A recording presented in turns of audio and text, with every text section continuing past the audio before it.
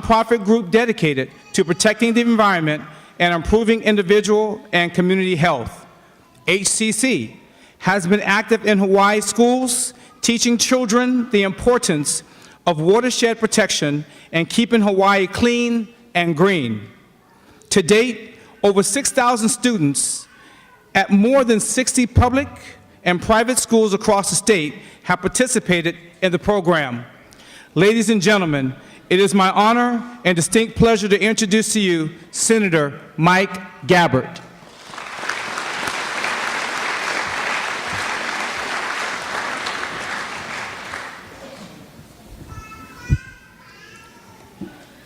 Hello, Mike Kako.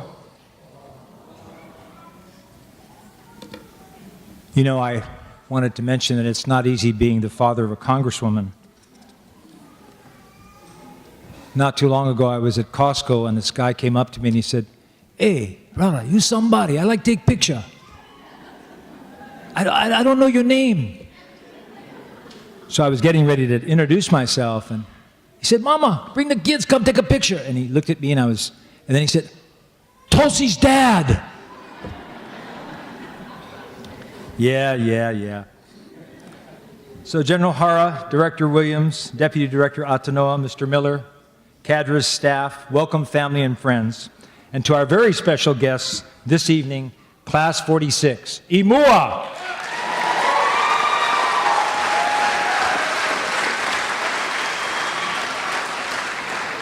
I literally have chicken skin right now standing here before you, and I love Youth Challenge Academy. Maybe it's because I was an at-risk youth myself, a very rebellious teenager way back when. And unfortunately, there was no such thing as Youth Challenge Academy back in the 60s when I was going through my tumultuous teens. But another reason I love this program is because it reminds me of when I was teaching high school in American Samoa in the early 70s. After teaching sophomores English on the east side of Whangaetua High School, I was asked to be the director of the pilot project in town at Samoana High School, and I didn't know what it was, but apparently I found out very quickly it was the troublemakers, the dropouts. They didn't fit into any of the school programs, and so they said, "Okay, Mr. Gabbard, you are the English teacher. We're going to give you a math teacher and a science teacher. Here are these 90 students. You have this wing of Samoana High School. Do whatever you want. Good luck." And we had a ball. And to this day, I still run into kids here in Hawaii who are in that program and who are now successful in whatever careers they are. You know, when I come to these graduations twice a year, quite frankly, when I look at the faces of each class, I see myself and the changes that I went through in life to become what I am today, a state senator representing District 20 in West Oahu. My wife Carol and I, we have been married 49 years this December. We have 5 children, 3 boys, 2 girls, and 8 grandchildren. And it's interesting how things turn out. Both my daughters are warriors. They are expert marksmen on the shooting range. And my 3 sons are businessmen, golfers, tennis players who have absolutely no interest in the military or law enforcement. You know, I kid my boys, I said, "You know what, you guys get caught in a dark alley, some thug's gonna beat you up. I know what you're gonna do." And they all go in unison, "Call sis." My youngest daughter, Vrindavan, she's 2 years younger than Tulsi. She's a U.S. Marshal in D.C., and she got a Bill Gates Millennial Scholarship, paid everything all the way through college at John Jay College, which is the premier school in the nation for law enforcement. And then my oldest daughter, Tulsi, as was mentioned earlier, she's the congresswoman for the 2nd District. She's also currently a major in the Hawaii Army National Guard and has served 2 deployments in the Mideast. At 21, she was the youngest person ever to be elected to the Hawaii State Legislature.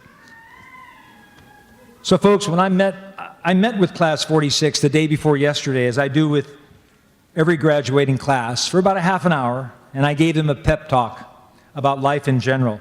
I told them my story, what a punk I was when I was their age, how rebellious I was, how I ran with the wrong crowd, got into trouble, got kicked out of the house. Geez, I was just a punk.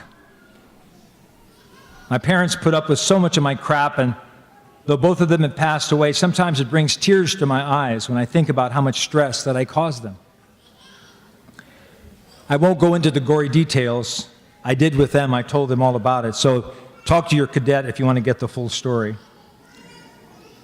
That is, if you guys were paying attention to my talk. It was before lunch, and I could hear their stomachs growling as I told them about my involvement in trying to burn Hickam Air Force Base down, and as a child, yes, my father was in the Air Force, and also about almost dying while surfing in Hurricane Betsy.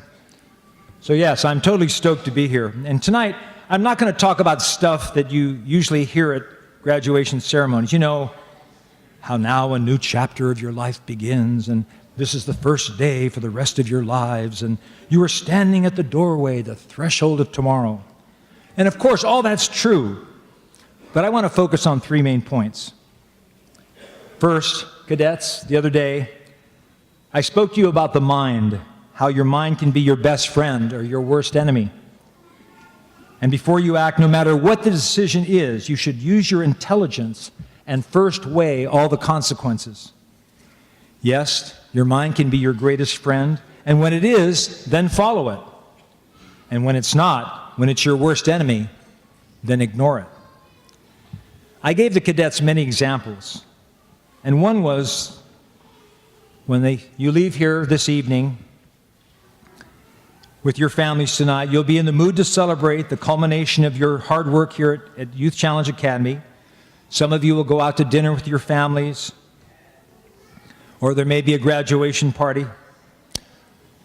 Now, we all know the legal age to drink alcohol in Hawaii is 21. So you have to make this decision. Now, your friend mind is saying, nope, it's illegal. I shouldn't break the law. What happens if I get arrested? If I get a DUI on my record, it wouldn't be good, right? And your enemy mind is saying, what's a few beers among friends with my homies? I've been good for 6 months. I haven't broken any rules. Ain't nothing going to happen to me. So what do? You use your intelligence. You weigh the good and the bad. Honestly, is this in my best interest? How will this decision reflect on my family and loved ones? And then you make an intelligent decision. And as I told you, cadets, the last thing that I want to do is to wake up tomorrow morning and pick up the Star Advertiser and read that a Youth Challenge Academy cadet who just graduated the night before died in a car accident because of drunken driving. Second, as Tulsi mentioned in her little letter, become a servant leader. Some of you will stay on to learn how to become pharmacy technicians, welders, or become masters of the culinary art. Others will go on to be lifeguards, construction workers, or to community college. It doesn't really matter what you do, but rather the consciousness in which you do it. The Pastoral Institute in Georgia defines servant leadership as, and I quote, a lifelong journey that includes discovery of oneself, a desire to serve others, and a commitment to lead. Servant leaders continually strive to be trustworthy, self-aware, humble, caring, visionary, empowering, relational, competent, good stewards, and community builders, unquote. So those are no small character traits to aim for, are they? And yet, these are the kinds of qualities that your teachers and cadres and staff have been helping you to develop during your entire time at the Youth Challenge Academy. Lao-Tzu, an ancient Chinese philosopher and poet, once said, "Be careful what you water your dreams with. Water them with worry and fear, and you will produce weeds that choke the life from your dream. Water them with optimism and solutions, and you will cultivate success. Always be on the lookout for ways to turn a problem into an opportunity for success. Always be on the lookout for ways to nurture your dream." So a servant leader looks for ways to turn a problem into an opportunity for success. And what I've learned, and I continue to learn, is that true happiness actually lies in serving and giving to others. We all want to be happy. The problem is most of us think that to be happy we need to please just ourselves, when really it's just the opposite. Making the effort to please others is where true happiness lies. The late Dr. Martin Luther King Jr. said, "Life's most persistent and urgent question is, what are you doing for others?" So in conclusion, cadets, I'd like to leave you with these main points. When you walk out of here today, you'll be a high school graduate with your life and your future looming in front of you. If you haven't figured out what you want to do with your life, don't panic. There's plenty of time. I mean, for myself, first I was an English teacher, then a guidance counselor, then assistant dean of instruction, then a dean of the community college, a small businessman, tennis pro, musician, entertainer, headmaster of a private school, owner of a vegetarian restaurant, candy maker, and now a politician. Some people still ask me what I want to do when I grow up, and I turned 70 in January. So remember, whatever career path you choose, whether you remain here at Youth Challenge Academy a bit longer or move on to develop your skills elsewhere, please embrace servant leadership as a lifelong goal. You see, the desire to serve is built in. It's part of who we are as human beings. Whether you're a soldier serving your country, a mother serving her children and her husband, a father serving his wife and family, a doctor serving his patients, a lawyer serving his clients, a pastor serving his congregation, a business person serving her customers. A famous person, physician, philosopher, and theologian Albert Schweitzer once said, and I quote, "I don't know what your destiny will be, but one thing I do know. The only ones among you who will be really happy are those who have sought and found how to serve," unquote. And lastly, be all you can be. It doesn't really matter what you end up doing in your life, as long as it's legal, it's what you want to do, that you're passionate about it, and that you're happy doing it. Whatever your career is, do your best. The world is full of people doing mediocre work. They don't care, therefore they do lousy jobs. They just punch the time clock and grab their paycheck. I'm asking you to please be all that you can be. So ke akua, me ke aloha, God bless you and your families. Mahalo and congratulations to Class 46. Oh, and I'd like to leave you with something. Just a minute.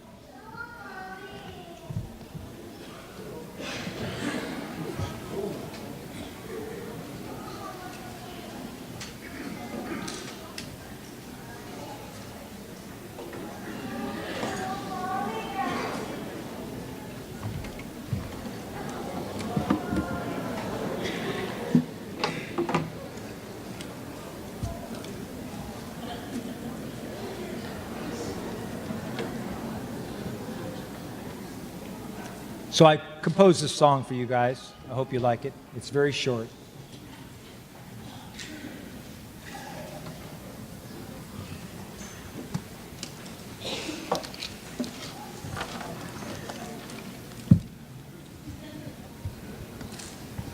Okay.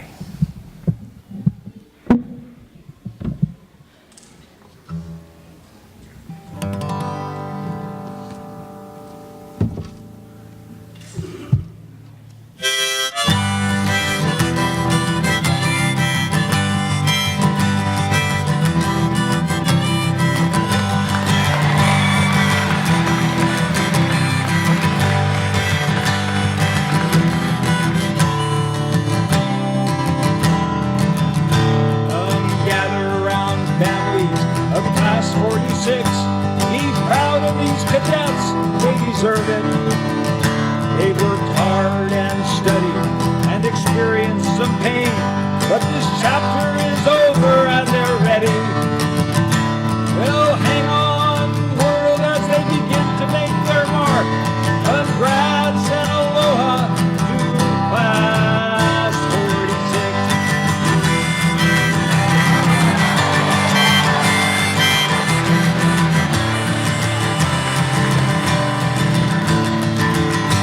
IMUA, Class 46.